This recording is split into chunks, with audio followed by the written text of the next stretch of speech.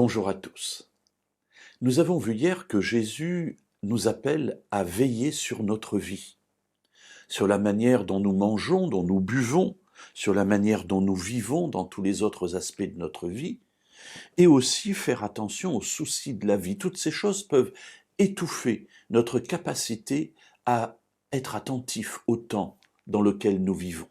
Ce temps caractérisé par la fin de toute chose sur notre monde, c'est le contexte dans lequel se trouve cet appel de Jésus. Mais alors, comment le faire? Quels conseils nous donne-t-il? Nous le trouvons dans l'Évangile selon Luc, toujours au chapitre 21, et nous poursuivons notre lecture après avoir lu hier les versets 34 à 35, nous lisons les versets 36 aujourd'hui. « Veillez donc et priez en tout temps, afin que vous ayez la force d'échapper à tout ce qui doit arriver et de paraître debout devant le Fils de l'homme. » Alors voilà les conseils que Jésus nous donne pour pouvoir éviter de tomber dans le dérèglement de la vie, dans les excès, dans l'ivrognerie, ou d'être étouffé par les soucis de la vie. Veillez donc et priez en tout temps. La veille, c'est avoir l'esprit attentif à ce qui se passe autour de nous, ce que la Bible pourra appeler les signes annonciateurs des temps. Vous vous souvenez qu'à un moment donné, Jésus dira, bien quand vous voyez le soleil qui est rouge, le ciel qui est rouge, ou lorsque vous voyez les oiseaux passer, bien voyez, il y a des signes, ces signes vont annoncer des événements. Eh bien, être attentif aux signes, bien pour pouvoir le faire, il faut veiller et prier. Alors la veille, comme je le disais, c'est avoir les oreilles ouvertes, les yeux ouverts. Et puis la prière, c'est ce qui va permettre de nourrir cette attente. Priez en tout temps.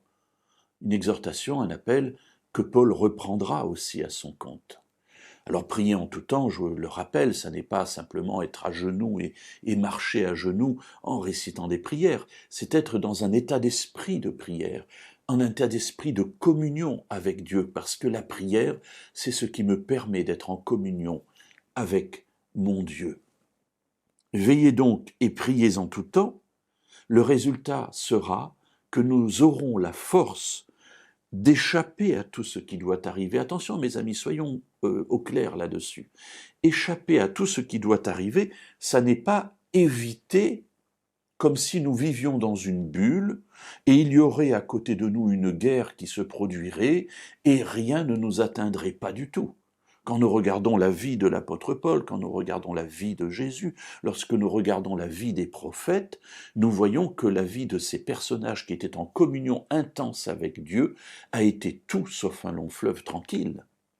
Donc, échapper à ce qui doit arriver, cela veut dire pouvoir traverser ces événements avec tous les aspects difficiles qui seront vécus, mais pouvoir arriver de l'autre côté tout en restant en vie spirituelle, j'entends.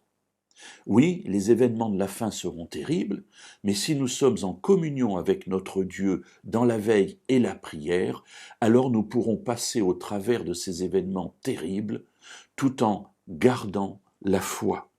Et c'est ça qui est poursuivi, le but poursuivi par Jésus, paraître debout devant le Fils de l'homme.